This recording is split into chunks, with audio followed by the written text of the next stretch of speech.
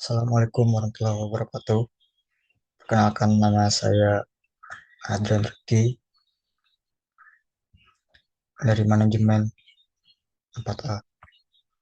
Nah, di sini saya akan menjelaskan mengenai analisis sekuritas, yaitu di mana saya menjelaskan tentang trading saham yang tempo hari saya lakukan. Tujuan dari dibuatnya video ini adalah untuk menyelesaikan tugas UAS analisis sekuritas oleh dosen pengampu Bapak Wendy Kusuma. Nah, yang pertama, saya itu di sini sudah saya tampilkan saham apa saja yang saya beli. Ada Adro, ada PGEO, ada MNCN, ada ENRG, NRCA, dan yang terakhir ada Cuan. Sini juga sudah saya tulis, ada yang loss, dan ada yang gain. Oke, pertama dulu, alasan saya membeli saham-saham tersebut. Di sini bisa kita lihat yang rugi dulu. Itu ada Adro, ada MNCN, sama Cuan. Nah, Adro ini yang pertama itu alasan saya membeli itu saya melihat dari per dan PBB-nya dulu. Di sini cukup rendah. Pas saya membeli itu per pernya itu 3,26, PBB-nya 0,71. Menurut saya itu per dan PBB yang cukup rendah juga. Makanya saya beli. Nah, selain itu juga waktu itu saya sempat ngelihat ada fundamentalnya. Itu ada fundamentalnya lumayan bagus di mana labanya tiap tahun itu bertumbuh, tapi tidak tidak signifikan, tapi tetap bertumbuh. Makanya saya beli. Akan tetapi pada hari itu, pada hari itu, setelah hari itu, kalau tidak salah itu satu hari rugi. Saya penasaran kenapa rugi. Akhirnya kemarin saya sempat tanya juga sama Pak Wendy. Ternyata itu eh, saham Adro ini, kalau tidak salah waktu itu baik untuk jangka panjang. Jadi saham Adro ini apa namanya? Tidak mudah untuk digoreng. Jadi dia tidak terlalu fluktuatif, tidak misalnya naiknya itu tidak terlalu tinggi, turunnya juga tidak terlalu tinggi. Tapi kata Pak Wendy pada hari itu nanti juga ini bisa naik, tapi tidak sekarang. Jadi saya menyadari bahwa tidak semua perusahaan yang kita beli sahamnya itu bisa naik dengan signifikan karena ada satu perusahaan itu yang mudah untuk digoreng dan ada yang sulit untuk digoreng. Jadi yang mudah untuk digoreng itu kayak ini misalnya kayak mungkin NRCA atau MNCN MNCN ini. Jadi kenaikan dan penurun penurunannya pada hari itu cukup tinggi. Kayak misalnya kita beli misalnya nih, saya beli di harga 1.000. Mungkin pada hari itu terjadi transaksi di mana menyebabkan sahamnya turun menjadi 800. Itu lumayan tinggi penurunannya. Jadi yang saya tangkap itu seperti itu. Eh, Berlaku juga untuk yang rugi ini, MNCN dan Cuan. Oh, kalau Cuan ini beda. Saya belinya kenapa?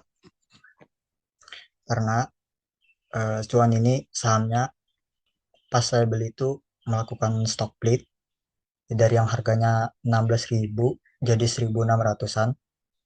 Dan ini juga saham milik Pak Prajogo Pangestu. Walaupun dengan per PBB dan yang tinggi, tapi saya percaya dengan Pak Prajogo Pangestu. Tapi kenyataannya pas saya melakukan trading malah rugi. Dan ruginya yang paling besar ini ruginya. Sampai saat itu saya mengambil kesimpulan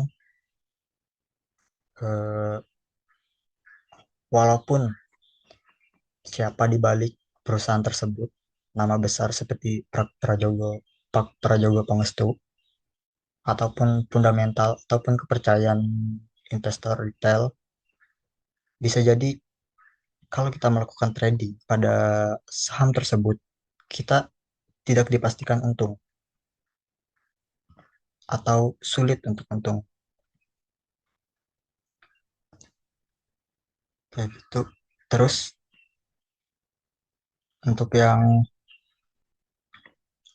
MNCN ini saya beli ya sama karena PR-nya rendah, PBB-nya juga rendah, terus juga fundamentalnya waktu itu saya lihat biasa aja, tidak terlalu tidak dibilang jelek, bisa tidak bisa juga dibilang bagus, biasa aja.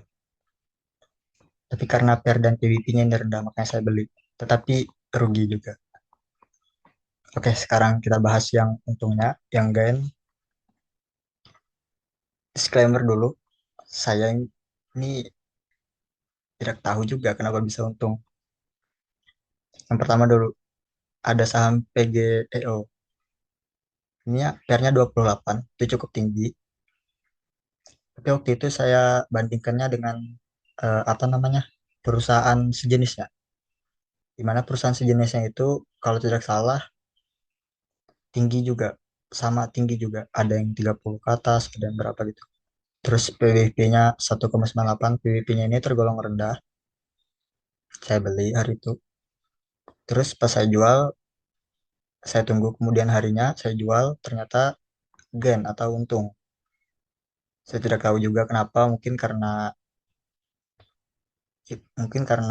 euforia pasar atau hal lain.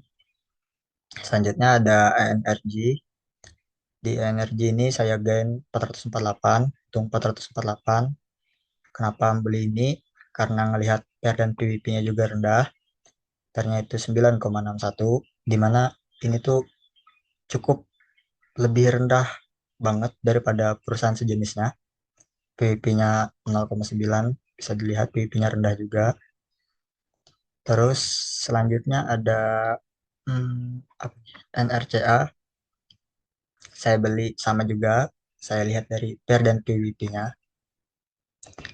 NRCA ini awalnya sebelum pertemuan yang kemarin itu saya rugi. Awalnya rugi berapa? Kalau nggak salah itu di sini ada. Rugi deh. Kalau nggak salah itu ruginya nggak nyampe 1.000, tapi ratusan.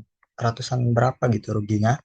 Tapi pas pertemuan kemarin, pertemuan analisis sekuritas, tiba-tiba pagi itu jam 8, 8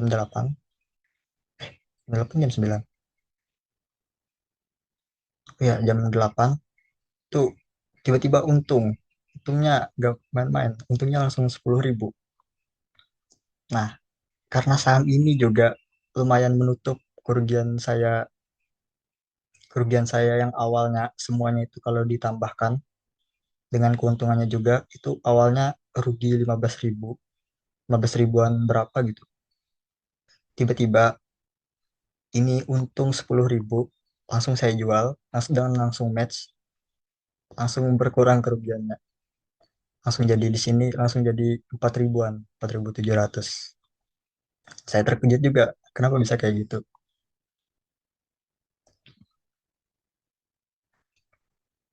Jadi apalagi cuman sudah, energi sudah, ya sudah kayak gitu.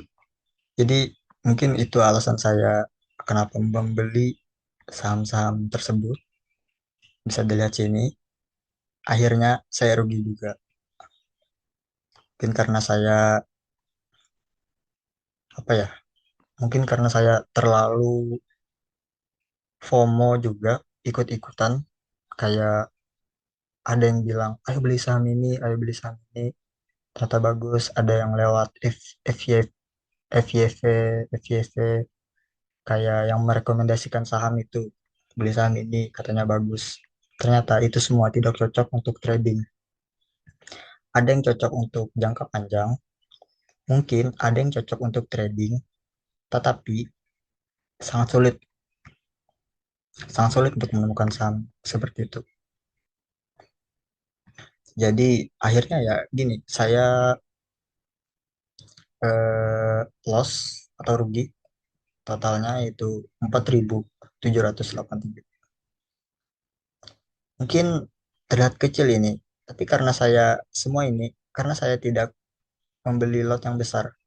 Coba bayangkan, saya membeli lot yang besar dari semua saham ini. Ini bisa jadi di sini bisa jadi 400.000, bisa jadi 4 juta. Makanya mungkin karena itu saya berpikir, saya mengambil kesimpulan bahwa walaupun PER dan PBP-nya menjamin, siapa di belakang saham tersebut juga menjamin bagaimana fundamentalnya.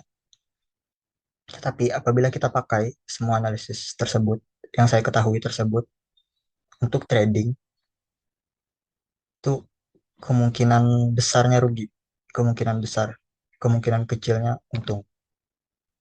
Jadi bisa kita bayangkan, kita renungkan di sini, trading ini tidak cocok untuk saya yang mempunyai modal yang sedikit. Seperti yang dijelaskan Bapak Wendy juga sebelumnya, kalau untuk modal yang masih sedikit, itu lebih baik mencari saham IPO saja, jangan trading.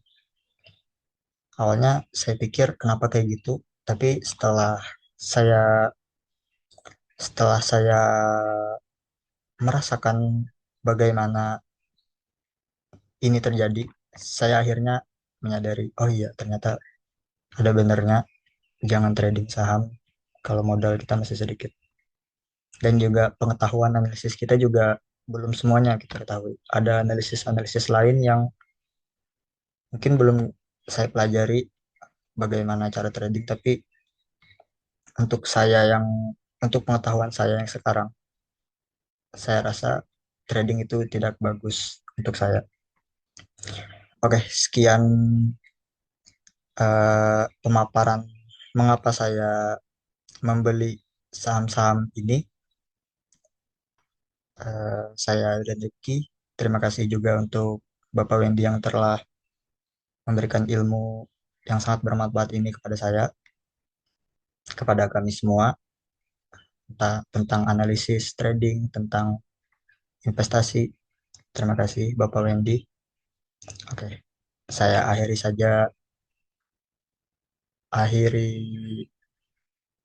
penjelasan saya. Assalamualaikum warahmatullahi wabarakatuh.